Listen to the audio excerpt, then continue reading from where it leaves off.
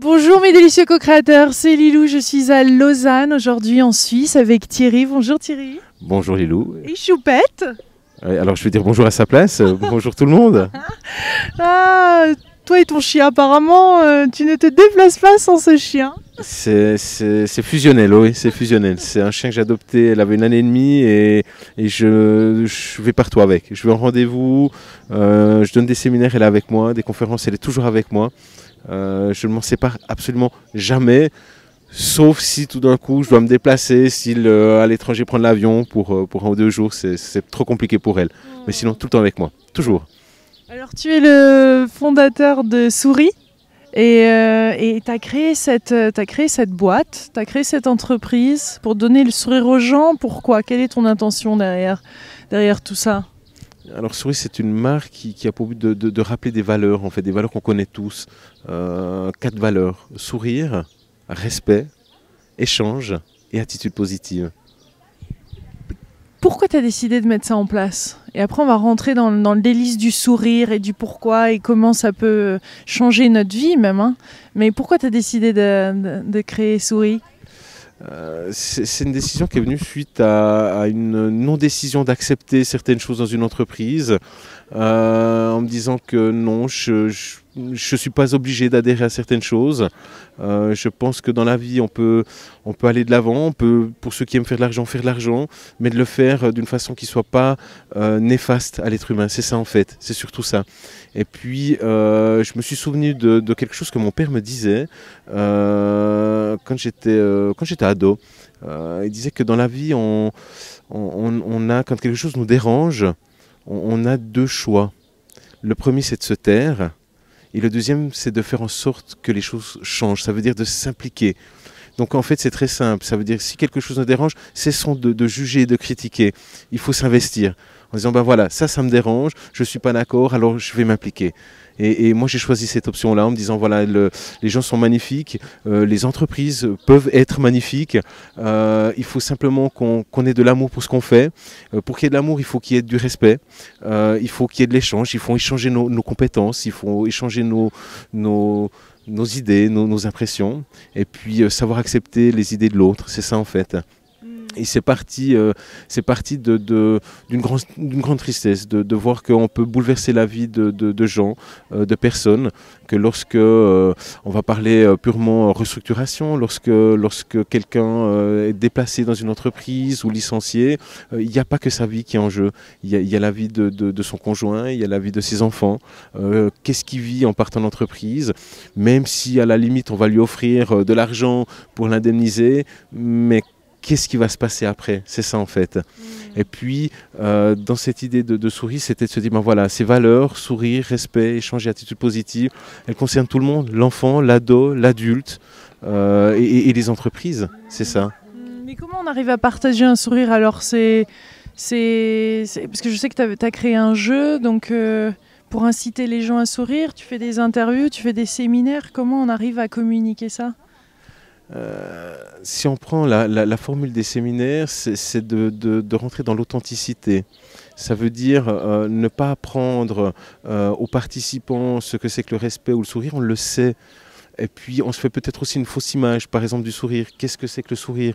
Il y a le sourire vendeur, le sourire narquois, le sourire amoureux, il y a plein de formes de sourire. Et on n'a pas tous la même expression du visage. Donc à un moment donné, on peut dire, se promener dans la rue, puis dire les gens font la gueule. Alors c'est ce qu'ils se disent ici en ville, c'est les gens font la gueule, ils sont pas sympas. Mais qu'est-ce qu'on sait de ce qu'ils vivent en fait? On ne connaît pas leur vie, on ne sait pas si ce matin, la personne qui fait la tête, si ce monsieur qui fait la tête là, par exemple, s'il ne sourit pas, voilà, il sourit, c'est magnifique. Qu'est-ce qu'il a vécu ce matin? Est-ce qu'il a perdu quelqu'un qui lui est cher? Est-ce qu'on lui a annoncé une très mauvaise nouvelle sur sa santé ou plein de choses? Et en fait, pour moi, le sourire, c'est quelque chose plutôt d'intérieur. Je parlerais moi plutôt de sourire intérieur. Ça veut dire une façon d'être correct, une façon d'être avenant, une façon d'être attentif à l'autre de la bonne façon et de la bonne manière. Non pas dans le jugement, mais si je m'intéresse à quelqu'un, c'est plutôt de voir qu'est-ce que je peux lui donner, quelque part qu'est-ce qu'il peut aussi me donner. C'est un peu ça. Oui. Sourire du cœur. Un sourire du cœur, oui, par exemple. J'ai eu une personne dans un séminaire, un des premiers séminaires que j'ai donné, où cette personne en fait avait choisi une carte. Je leur demande de choisir une de ces cartes sourire, puis d'exprimer pourquoi ils ont choisi cette carte. Il avait choisi la carte sourire n'a jamais tué personne. Et en fait, ses collègues l'ont regardé en disant ouais, bah, prends-toi là pour toi. Et effectivement, depuis le début du séminaire, je ne l'avais pas vu sourire. Même s'il y avait un moment drôle, il n'y avait aucun sourire qui se dessinait sur ses lèvres. Et lui, il a expliqué une chose. Il a dit ben voilà, moi, je suis né avec un visage qui ne sourit pas. Et mon visage ne sourit pas, et je ne souris jamais sur mon visage. Mais moi, j'ai le sourire à l'intérieur. Et quelque part, j'en souffre parce qu'on attend de moi un sourire, et je le fais, mais je le fais de l'intérieur. Et ce jugement extérieur de se dire, tiens, son visage n'exprime rien, j'en souffre parce qu'en fait, on me juge pour ce que je ne suis pas.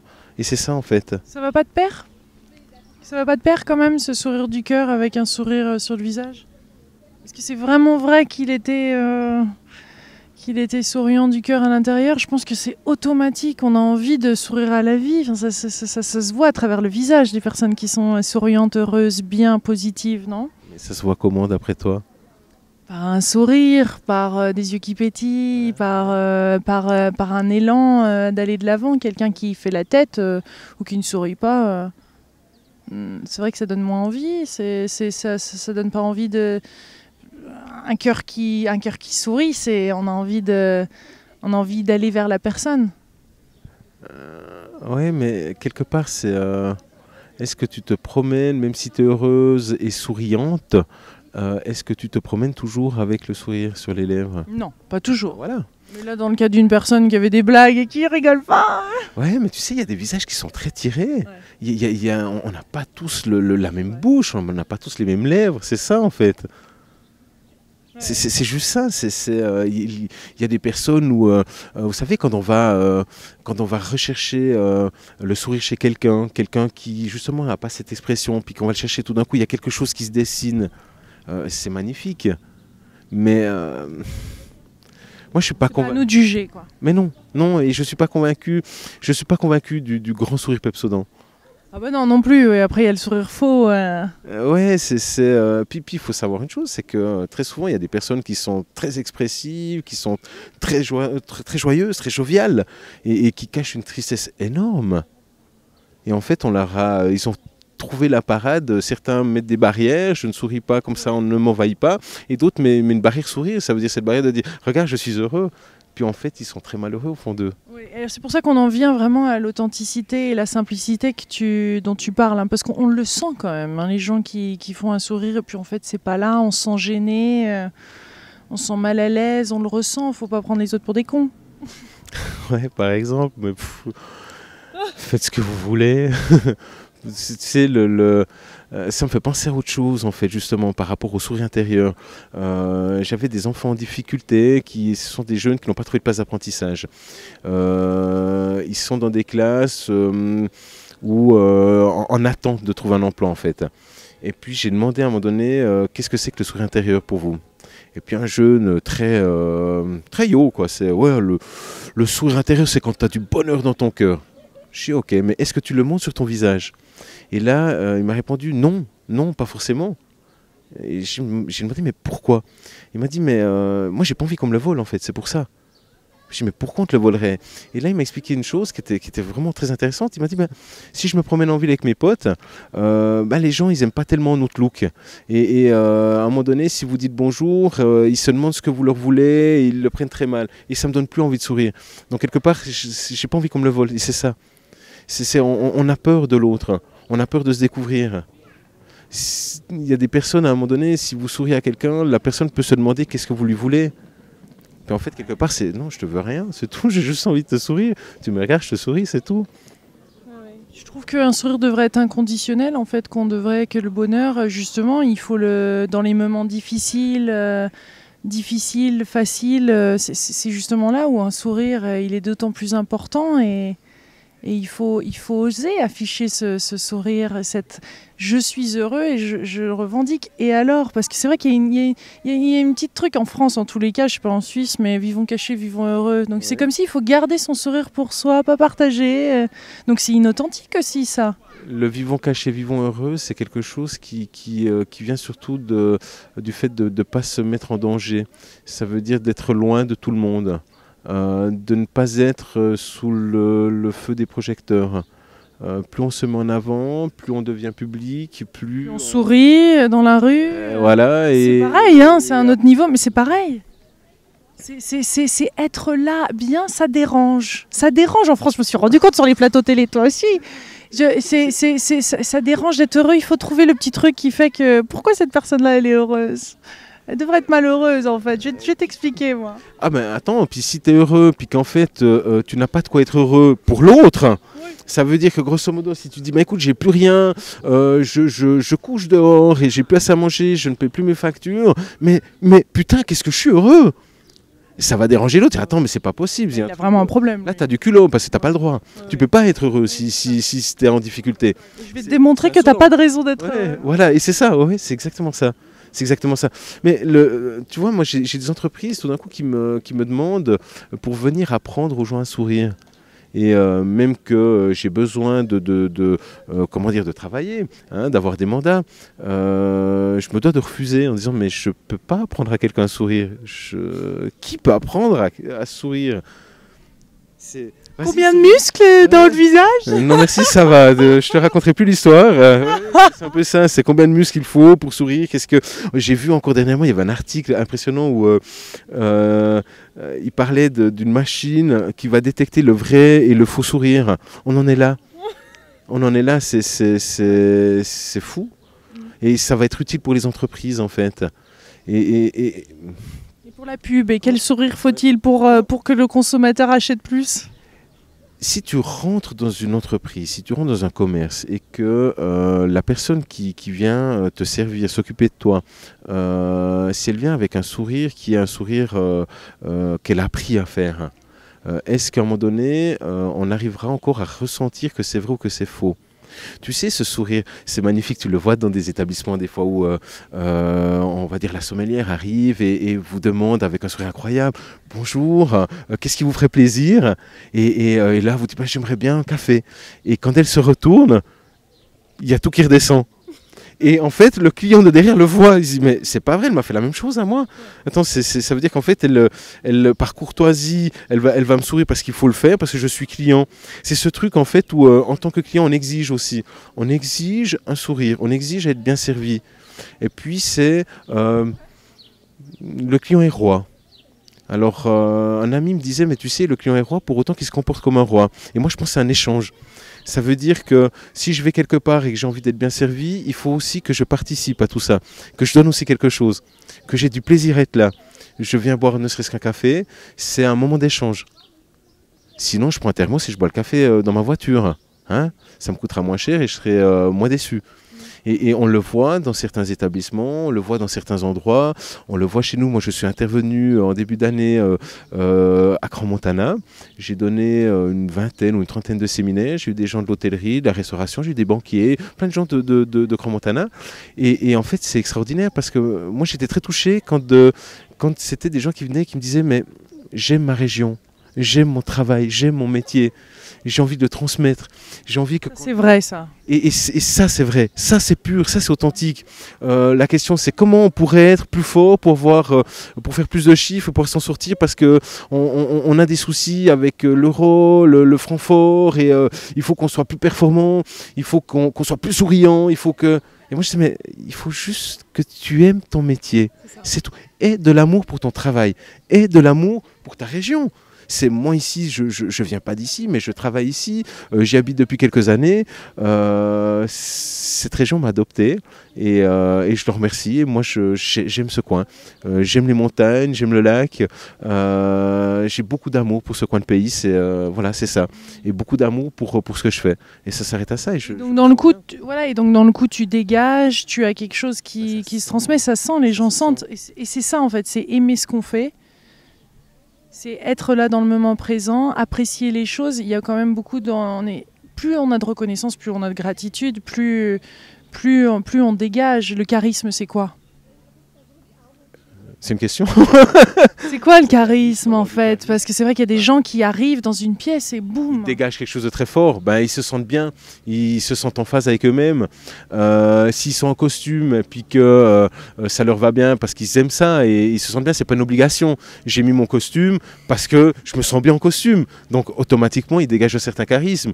Si je mets un costume parce qu'on m'a dit c'est obligé, tu dois mettre un costume, il faut t'habiller comme ça parce que tu dois représenter l'entreprise, etc. On sent il y a des gens qui sont très mal à l'aise. Ils sont très mal à l'aise dans leur costume. Et après, je dirais même qu'il y a des gens qui sont très mal à l'aise en jeans.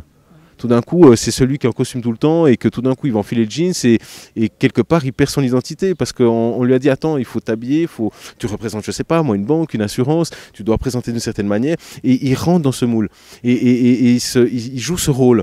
Et à un moment donné, quand ils enfilent le jeans, on les voit certains, on les voit, ils sont mal à l'aise. Ils sont mal à l'aise avec un t-shirt, ils sont mal à l'aise avec un jeans. Inauthentique. Inauthentique. Non, mais je trouve que ce mot est très puissant et que oui, ton chien m'a adopté. Hein. Ben ouais, tu vas pouvoir repartir avec, chouette. Ah, le Juicy Tour. Que d'économie, ouais, ça peut être pas mal en tour, ouais. Non mais je trouve ça excellentissime. Je trouve que c'est une conversation très très importante, l'authenticité, d'oser, de parler à ses amis, d'être soi-même, de dire ce qui va pas, ce qui va. Ça veut pas toujours dire être avoir justement le sourire, d'être authentique, mais au moins c'est vrai. Ça a le mérite d'être vrai et ça dégage dans le coup et ça, c'est pas une question de dégager pour dégager, mais c'est nous, c'est voilà, je suis comme ça, je suis comme ça. On aime ou on n'aime pas, mais il faut vouloir oser et avoir le retour. Peut-être qu'on a moins d'amis après, peut-être qu'on change de job, peut-être qu'il y a des choix qui seront différents forcément. C'est quoi avoir des amis en fait? Et qui sont nos amis? Tu es mon ami? Est-ce que tu veux bien être mon ami? Hulou, allez. Ah. C'est ouais, mon chien veut bien être mon ami. Ouais, mon chien lui l'adopte, lui c'est bon. Et en plus, tu n'as rien donné à manger, c'est très surprenant parce qu'elle est très intéressée, elle. Non, de pouvoir rencontrer une personne. Là, on se rencontre aujourd'hui, on passe 1 heure, 2 heures ensemble. On se verra peut-être plus jamais. Ou peut-être qu'on se reverra, et Dieu sait où. Mais c'est ça en fait, et puis de prendre aujourd'hui quelque chose, un peu de vécu de la personne qu'on rencontre, de le mettre quelque part dans la tête, de s'en rappeler, et puis d'avoir peut-être appris quelque chose aussi, c'est ça. Et puis de se rendre compte pourquoi on fait certaines choses, pourquoi on change, pourquoi on a envie de changer. Puis se rendre compte qu'on n'est pas le seul là. Ouais. C'est ça en fait. Qu'est-ce que tu aimerais bien voir en Suisse, dans ta région ici, près de Lausanne? Qu'est-ce que tu aimerais voir les entreprises faire ou les gens? Qu'est-ce qui t'inspire? Qu'est-ce que tu aimerais voir? Ouais. Moi, ce qui me plaît, c'est de voir des gens passionnés, de voir des gens heureux. De pouvoir rentrer dans une entreprise et d'avoir des collaborateurs qui peuvent s'identifier au patron. S'ils s'identifient au patron, c'est que le patron a su passer un message fort, a su créer la confiance, de sentir des gens aimer leur travail, aimer leur vie. De voir des personnes qui puissent être malheureuses dans une entreprise, de les voir avoir le courage de changer, de les voir avoir le courage d'essayer de faire autre chose. On dit toujours c'est pas facile et certains disent c'est facile. C'est toujours à la portée de la propre personne, on ne sait pas. Il y a des personnes qui sont capables de faire des trucs complètement fous et ils disent qu'ils ont le choix et qu'on a toujours le choix.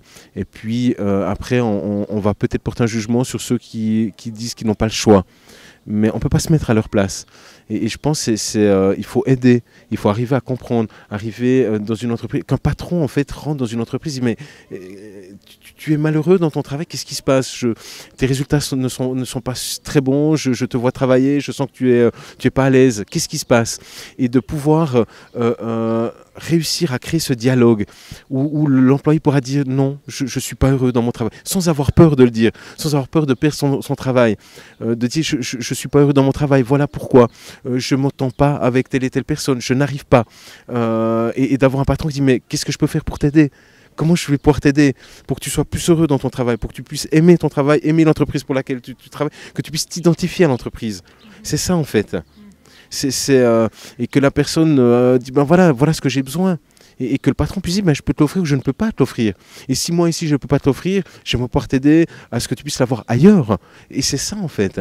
Et aujourd'hui, on voit, il y a un manque de passion quand on parle avec. Ça vient souvent aussi de la finance, où on entend qu'est-ce que tu fais, je suis dans la finance. Ok, ça représente quoi? Obligations, placements, je travaille avec des grosses boîtes et tout. Mais parle-moi-en avec ton cœur. Dis-moi qu'est-ce qu'il y a de bien dans ton job. Dis-moi qu'est-ce qui te fait vibrer. Que si tu, je sais pas moi, si tu es un assureur, ok, tu vends des assurances. L'assureur, on l'aime pas trop. Mais c'est un métier magnifique. Pourquoi? Parce qu'en fait, tu vas pouvoir aider des gens. Si tu fais ton travail correctement, quand on arrive dans un... Je sais pas si on prend... on perd un être cher, on perd son conjoint. On perd son conjoint, c'est déjà un drame. Et puis ensuite de quoi, il vient le drame de l'argent. Ça veut dire que si on prend le cas d'une femme qui perd son mari, ils ont une maison, s'il n'a pas été assuré correctement, s'ils n'ont pas été assurés correctement, est-ce qu'elle va pouvoir rester dans cette maison? Est-ce qu'on va pouvoir l'aider? Est-ce qu'elle aura la capacité financière? Et si cette dame, elle a élevé des enfants, ça veut dire ça fait 10 ans, 15 ans qu'elle ne travaille plus, comment elle va faire pour s'en sortir? Alors là, l'assureur, c'est là son travail de dire, voilà, je suis là pour vous aider, je suis là pour vous assurer au mieux que s'il arrive un pépin, et le jour où il y a un drame, de rencontrer ces gens et de pouvoir les regarder en face. Oui, tu as fait ce métier et il y avait bien un décalage dans ce que tu as... D'où maintenant tu fais ce que tu fais. Tu veux transmettre quelque chose d'autre, tu veux que les choses changent. Il y a peu d'humanité dans certaines boîtes. Pas forcément que d'assurance. Hein. Mais parce on essaie de prendre des raccourcis. Et je pense que chaque métier a sa raison d'être. Un banquier peut faire son travail correctement, un assureur peut faire son travail correctement, et ça peut être un bon métier, et un métier respectable. Pas respectable par rapport à l'argent qu'il engrange, mais de la façon dont il le fait. Souvent, les personnes choisissent un job parce que ça va payer les factures, parce que ça gagne, parce qu'il y a un certain train de vie derrière. Et la plupart des gens, quand même, malheureusement, sur cette terre, et je pense qu'on en vient à ça, elles font un job parce que... parce qu'il y a un certain train de vie à maintenir. Et c'est ça qui est désolant, moi je trouve. Alors c'est quoi le certain train de vie à maintenir? C'est quoi? C'est avoir absolument un appartement 4 fois plus grand, avoir une voiture 4 fois plus puissante. Voilà, moi si aujourd'hui je pouvais vivre dans une maison confortable avec un grand jardin pour mon chien et avoir plus d'espace, je dis oui, mais pas à n'importe quel prix. Pas à n'importe quel prix, c'est tout. C'est ça en fait. Aujourd'hui, on arrive à avoir des voitures qui sont hybrides, qui sont plus écologiques, et en fait, elles coûtent plus cher que les autres voitures. Quel sens ça? Ça veut dire qu'en fait, il faut être riche pour pouvoir moins polluer. Il y a quelque chose qui ne joue pas. Donc il y a des choix personnels à faire au quotidien pour être authentique, pour être en face de sa propre vérité et qui doit être en cohérence. Après, en fait, c'est un choix personnel. Déjà, il faut arrêter de... là, je vais devenir moralisateur, j'aime pas ça, mais il faut arrêter de faire en fonction des autres. Il faut faire pour soi. Ça veut dire être en phase avec soi-même, être bien avec soi-même. Si on vient te dire que on vient porter un jugement sur ta personne, vrai ou faux, est-ce que toi, tu es en phase avec toi-même, avec tes propres valeurs? C'est ça. Ça veut dire que quelque part, si en douceur je jette le papier dans ma poubelle avec les autres déchets, il va falloir que je fasse avec moi-même, avec ma propre conscience. Si j'habite au dernier étage, il y a 6 étages, ça m'est arrivé de monter à pied, je ne suis pas un grand sportif, et je l'ai raté, c'était vraiment dur. Et en faisant ça, c'était pas dans le but de dire je l'ai fait, c'est ok, moi je l'ai fait, de ne pas utiliser l'ascenseur, quelque part, ça évitait de consommer du courant, et si je le fais une fois de temps en temps, tant mieux, c'est bien, mais je le fais pour moi, c'est ça en fait, je suis bien avec ma conscience à moi. Ce que je fais a un sens pour moi, maintenant si ça fait du bien aux autres, tant mieux, mais ça a déjà du sens pour moi. Ce qui fait que si on vient me porter un jugement sur ce que je fais ou ma démarche ou ma situation, je sais ce qui est juste et je sais ce qui est faux. Je sais où je me suis trompé. Et là, dans le coup, même au milieu d'un ouragan, d'une tempête, d'une situation difficile, si on sait ce qu'on est, si on a commencé à construire à l'intérieur et on a bâti quelque chose d'authentique, de concret, de sain, il n'y a pas forcément à être catapulté et à être chamboulé et à être mal. C'est un peu la question que je me pose ces temps, c'est Il est difficile de faire quelque chose de bien et d'arriver à en vivre et d'alimenter tout ça, alors qu'il faut très peu. Si dans les jours qui suivent, dans les semaines qui suivent, parce que c'est un peu quelque chose de réel et j'ai pas peur d'en parler, c'est tout d'un coup tout ce travail qui a duré 5-6 ans s'en va et je le perds. Si je me dois de payer des factures que je ne peux plus payer, qu'est-ce qui va vraiment me gêner? Qu'est-ce qui va me déranger et qu'est-ce qui va se passer vis-à-vis des autres en fait? Est-ce que c'est vraiment la honte? Est-ce que c'est vraiment quelque chose d'invivable? Est-ce que... Moi je pense que ce que j'ai fait est bien, je pense que ça a vraiment apporté du bien. Il y a une période où je suis allé dans des écoles. Je voulais vivre ça, ça veut dire des séminaires que je donne dans des entreprises, je voulais le vivre dans les écoles. Et puis il y avait une question d'argent. Et puis on m'a dit, ben voilà, ça serait bien qu'on prenne des élèves de 6e, des élèves de 7e. Je dis oui, mais ça serait bien pour tous les élèves en fait. Oui, mais il y a beaucoup d'élèves, on a 1000 élèves répartis dans des villages. Et je dis, ben je vais le faire. Oui, mais ça va vous prendre un temps fou. Je dis, ben je prendrai le temps. Ça m'a pris 6 mois. C'était 6 mois de travail où je n'ai rien demandé, je n'ai pas été rémunéré et je n'avais plus un rond. J'avais plus rien. Et un jour, je me suis retrouvé coincé sur l'autoroute, je rentrais et j'avais plus de quoi mettre de l'essence dans ma voiture. Vraiment, la jauge était en bas. Je me dis, comment je vais faire? Comment je vais faire? Qu'est-ce qui va se passer? Et en fait, une entreprise me devait une certaine somme d'argent. Et ils avaient 2-3 mois de retard et ça ne rentrait pas. Et j'étais vraiment en très grande difficulté et je n'avais plus rien. Puis j'avais retourné le lendemain dans ces écoles et c'est 3/4 d'heure de route en fait. Alors j'ai sorti la petite monnaie que j'avais dans ma voiture, j'ai mis pour 7-8 francs d'essence. Je suis rentré chez moi, quand je suis arrivé chez moi, je me suis dit c'est bien, mais comment je vais faire pour arriver demain là-bas? Alors première réaction, on se dit j'y vais pas, parce que de toute façon je ne suis pas payé. Deuxième réaction, c'est il faut absolument que j'y aille parce qu'il y a des enfants qui m'attendent et parce qu'ils aiment ce que je fais et parce que c'est un sens pour moi.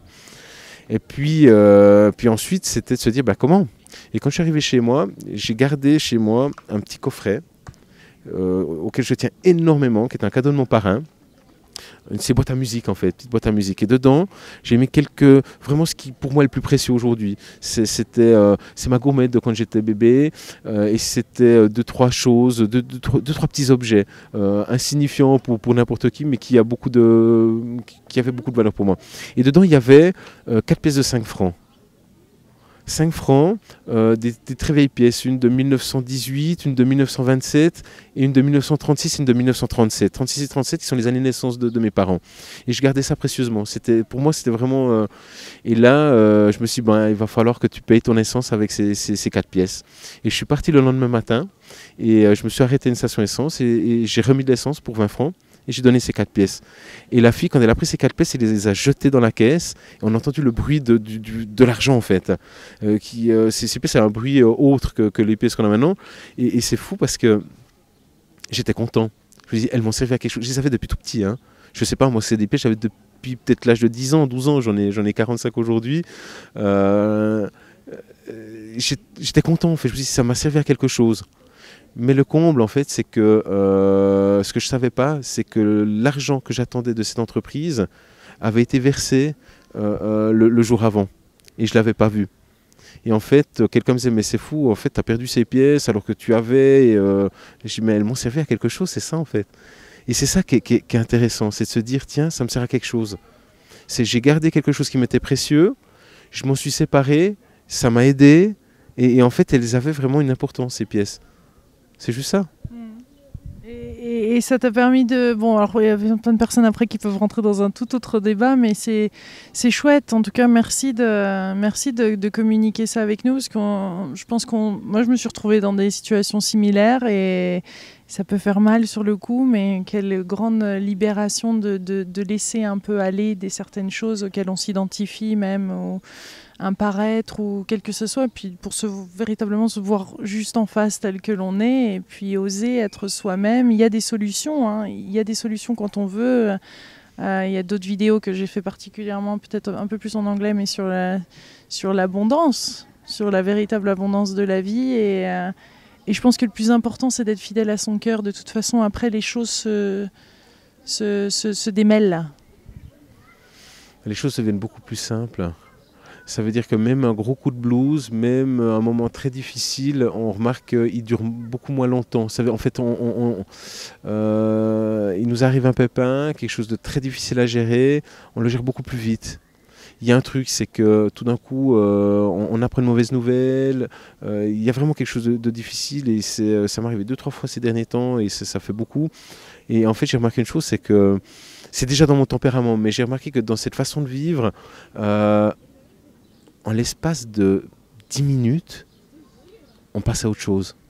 Et en fait, comment? Simplement en sortant, simplement en prenant l'air, simplement en prenant ce que l'autre va nous donner, c'est vous balader. Il y a des personnes qui sont très réceptives. Hein. Vous vous promenez, il y a un peu de tristesse peut-être sur votre visage, quelqu'un le voit, le sent, vous dessine un petit sourire ou un regard pétillant, vous remarquez que vous existez. Vous continuez et vous mettez dans un endroit qui vous va bien. Pour certains, la forêt, pour d'autres, un simple banc quelque part, un bord de lac. Bord de lac, c'est pas pour tout le monde, hein, surtout un beau lac comme le lac Léman. Avec ce qu'on a, et ici, c'est une chance énorme. Moi, voilà, moi, je me mets au bord du lac avec mon chien et ça passe. Et ça passe et on se repose les questions, les bonnes questions. Qu'est-ce qui vaut vraiment la peine? Qu'est-ce qui est vraiment difficile? Qu'est-ce qui est dur? Et puis surtout un truc, c'est... Qu'est-ce qui fait du bien? Non mais qu'est-ce qu'il y a de pire que ce que je vis maintenant? Quoi que ce soit. Qu'est-ce qu'il y a de pire que ce que je vis maintenant? Moi j'ai eu des messages, on m'a écrit des messages incroyables, des gens malades, des gens qui comment dire, en phase terminale de cancer, qui me disaient, qui m'écrivaient, vous ne vous rendez pas compte, je suis heureux. J'arrive au bout, mais quelque part, je suis heureux, parce que je suis bien, parce que je me sens bien. Mais pas tout le monde peut le comprendre, ce message. C'est un message qui peut fâcher, en fait. Vivons heureux. Vivons cachés? Non, vivons heureux. Vivons heureux ensemble, peut-être. C'est ça, en fait. Comment vivre heureux ensemble? Arrêtons de jeter la pierre à l'autre, arrêtons de vouloir savoir ce que cache l'autre, prenons ce qui est bon chez l'autre, ce qui nous intéresse, donnons chez l'autre ce qu'on a envie de donner, et vraiment, mais très simplement, quoi. En fait, ça fait un moment qu'on parle, on aurait pu s'arrêter un truc, c'est authenticité, sincérité, et vivre ses émotions. Ouais. Ne pas avoir peur de vivre ses émotions. C'est pas celui qui vit ses émotions qui est coupable, c'est pas lui qui est faible. Parce que très souvent on dit, ouais, celui qui monte ses émotions, celui qui monte ses larmes, il est faible. Non, mais pas du tout, c'est lui qui est fort. C'est lui qui est fort parce qu'il a le courage de vivre ses émotions. Parce qu'il n'a pas peur de les vivre. C'est juste ça. Ouais. Tout à fait. Et merci Thierry, merci pour ce délicieux moment passé devant le lac Léman. En toute authenticité et simplicité. Wouh! Authenticité et simplicité. Tiens là, ouais. Choupette, elle est là. Choupette, elle est là. Elle n'a pas couru après le skateboard. Je pense que tu vas repartir avec, c'est bon. Et t'as même pas besoin de laisser. C'est la nouvelle mascotte du tour. Choupette. Alors voilà. Voilà Choupette, la nouvelle mascotte du tour. Voilà Choupette, la nouvelle mascotte du tour. Voilà, et tu fais un câlin. Montre-toi comment tu m'aimes. Voilà, comme ça, c'est parfait. C'est un chien plein d'amour. Oh, c'est lui tout câlin. Voilà. Au revoir Thierry, merci. Elle veut venir avec nous. Ouais. C'est parti. Au revoir.